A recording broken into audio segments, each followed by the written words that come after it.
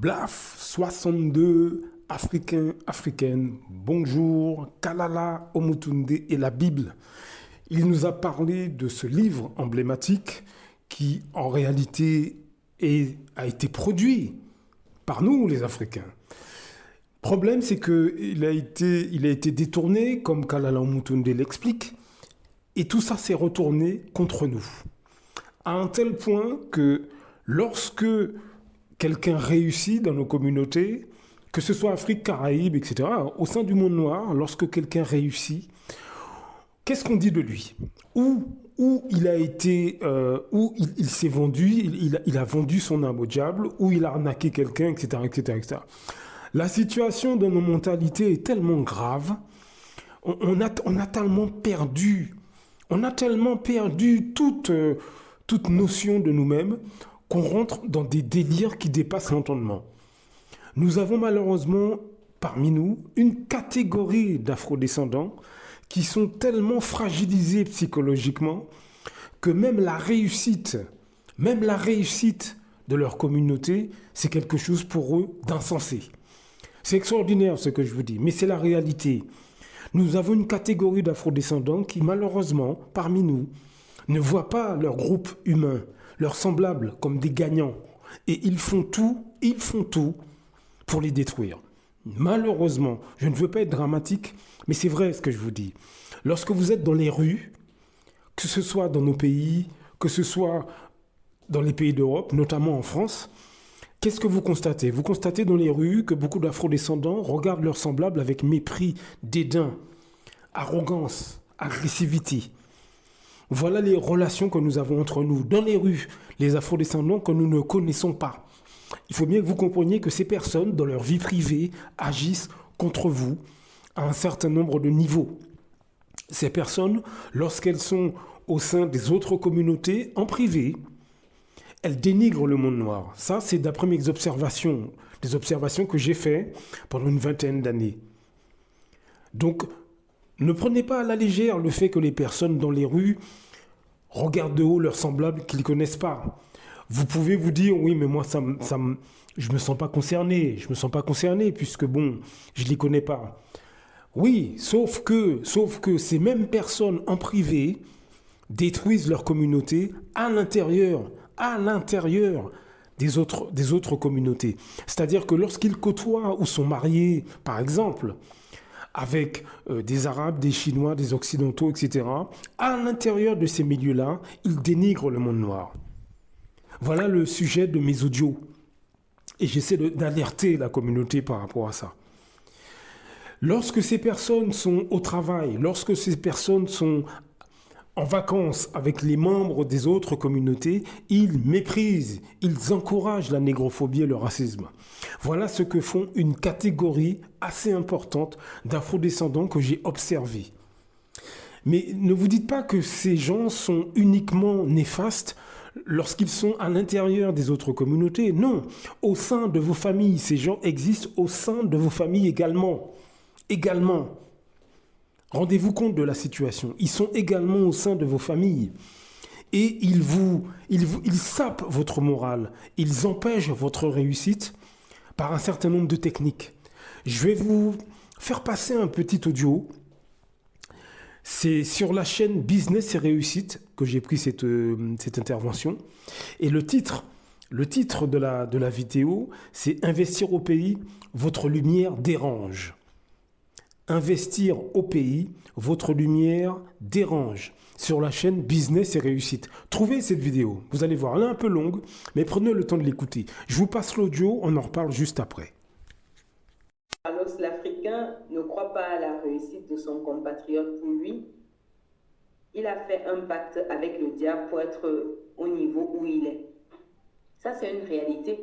C'est difficile, en fait, parce que le problème, c'est que on n'a pas encore un certain niveau de mentalité, la mentalité qui est propice, en fait, à l'enrichissement.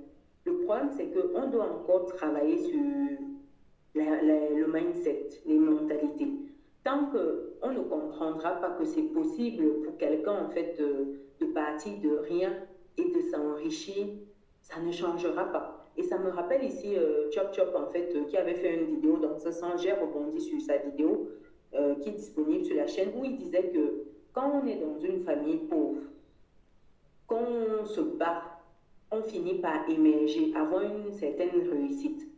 C'est difficile d'aider des personnes de sa famille parce que lorsque vous aidez quelqu'un et que la personne a un malheur, tout de suite, la famille entend que vous avez sacrifié cette personne. Ça veut dire quoi? Ça veut dire que si vous achetez une moto à quelqu'un et qui fait un accident de moto et il meurt, on va dire que vous l'avez sacrifié au travers de cette moto-là. S'il fait un accident de voiture, il meurt, vous l'avez sacrifié. S'il a un accident, il ne meurt pas, on va dire que c'est une tentative d'assassinat pour vous enrichir davantage. Si vous embauchez quelqu'un dans votre structure et il a un accident de travail, on va dire que voilà, vous avez déjà essayé de le tuer. Et c'était ces arguments qu'il exposait et j'ai trouvé ça pertinent. J'étais 100% alignée avec lui parce que malheureusement, beaucoup ne comprennent pas les mécanismes de la réussite. Ils ne comprennent pas que tu puisses partir de rien et de grandir. Et il disait également, au-delà de ça, de se dire que lorsque par exemple, vous voulez faire un don, quelque chose comme ça, tout le monde se blinde déjà, tout le monde part déjà chez les marabouts pour blinder les enfants, la femme. Si vous avez offert peut-être une moto ou une voiture, vous avez donné l'argent à quelqu'un pour lancer une activité. On blinde déjà toute ta famille par rapport à ça. Et s'il y a un deuil et vous passez au deuil, on dit déjà que il vient finir son travail. Vous voyez, c'est des choses comme ça. Ça fait que quand vous avez une certaine réussite et que vous pensez en fait à tenir la main d'un de vos proches, d'un jeune de la famille, vous avez peur parce que s'il lui arrive quelque chose, vous êtes mal barré. Vous êtes mal barré. C'est comme ça qu'il y avait une dame qui racontait une histoire en fait comme quoi en fait c'est une dame qui accueillait des enfants chez elle. Elle expliquait qu'elle avait très souvent peur en fait dans le sens où quand tu prends l'enfant de quelqu'un dans la famille, ça dit qu'elle n'avait même pas trop peur pour ses enfants parce que c'était ses enfants. Mais quand tu prends l'enfant de quelqu'un, s'il lui arrive un petit bobo, ou pire encore, que cet enfant décède chez toi, oh là là, on va dire que tu l'as sacrifié pour ta richesse. Alors, basé sur sur ce que nous avons entendu, est-ce que vous pensez qu'au sein d'une communauté, une catégorie de gens qui parlent comme ça, qui finalement a une forme de... On peut considérer que c'est une forme de mépris pour la réussite des membres de leur communauté. On peut le considérer, ça. Mais encore une fois, que ce soit Afrique, Caraïbes, au sein du monde noir, d'une manière générale, on retrouve les mêmes problèmes. Là, ce sont des gens qui parlent de malédiction, des choses comme ça, mais d'autres pourront être simplement des jaloux, des envieux, etc. Nous avons beaucoup ce genre de profil au sein de notre communauté. Est-ce que vous pensez que dans ces conditions, on va pouvoir aller bien loin, en toute franchise? Même si on a 10 000 Kémy Séba, même si on a 10 000 Cheikh Anta Diop, même si on a 10 000 Nathalie Yamb, même si tous les présidents de nos pays, même s'ils deviendraient complètement intègres vis-à-vis de l'Afrique, vous avez vu le temps que ça va mettre pour changer les mentalités?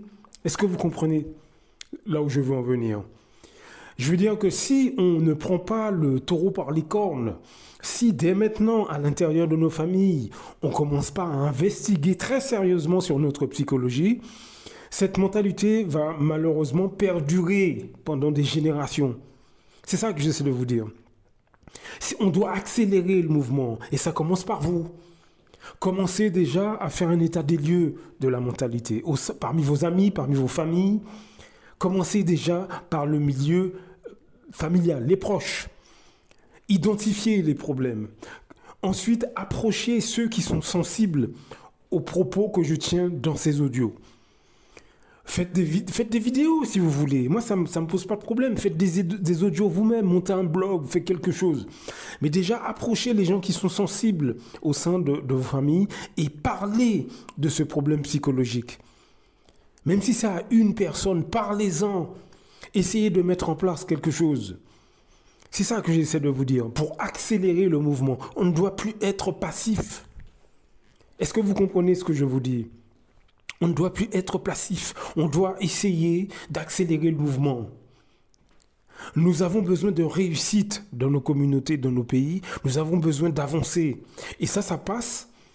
Ça passe par encourager ceux qui prennent des initiatives, ceux qui veulent aller vers l'avant, ceux qui veulent aller de l'avant, ceux qui, comme nos enfants, les pousser. On doit apprendre à les pousser au maximum. Et ça commence par changer nos mentalités d'adultes. C'est ça que j'essaie de vous dire. Comment pouvons-nous réussir si beaucoup des nôtres estiment que notre réussite est le fruit de malversation, est le fruit de malédiction qu'on aurait fait à quelqu'un, est le fruit de sacrifices à d'autres, est le fruit de manipulation, etc., etc. Comment voulez-vous qu'on avance dans ces conditions ? Quand je vous dis dans tous ces audios que on croit toujours que c'est le système. Oui, il y a eu l'esclavage, il y a eu la colonisation. Je suis entièrement d'accord avec vous. Il y a la misère chez nous, on est d'accord. Il y a le chômage chez nous, on est d'accord. Mais nous avons, nous aussi, notre part de responsabilité. Et très souvent, c'est lié à notre psychologie. Notre psychologie est fragile. Et le souci, c'est que c'est pas le fait qu'elle soit fragile le problème. Le souci, c'est que nous nous complaisons dans cette psychologie. C'est ça le problème. Est-ce que vous comprenez ce que je veux dire? Nous nous complaisons là-dedans. Il faut que ça cesse, mes amis. Il faut que nous prenions le taureau par les cornes. On doit prendre le taureau par les cornes. C'est important. On ne doit plus être passif. Le changement passera par vous. On ne peut plus compter uniquement sur les leaders. Les leaders de chez nous, les plus intègres, ne pourront pas tout faire. Ils ne pourront pas tout faire. Vous devez commencer à approcher les gens de votre famille qui sont sensibles à ces questions et avec eux, commencer à parler des problèmes psychologiques que nous rencontrons. Nous avons une catégorie d'afro-descendants sur toutes les chaînes sociales, dans tous les milieux, qui sont hostiles à l'Afrique, hostiles au monde noir. Ces personnes sont tout à fait conscientes de ce qu'elles font. Elles savent ce qu'elles font. Malheureusement, elles passent inaperçues parce qu'elles sont cachées au sein de nos familles. Et comme je l'ai dit dans ces audios, elles changent de visage. Est-ce que vous comprenez? Elles changent de visage. Et donc, on n'a pas l'impression qu'elles sont présentes, mais elles sont présentes.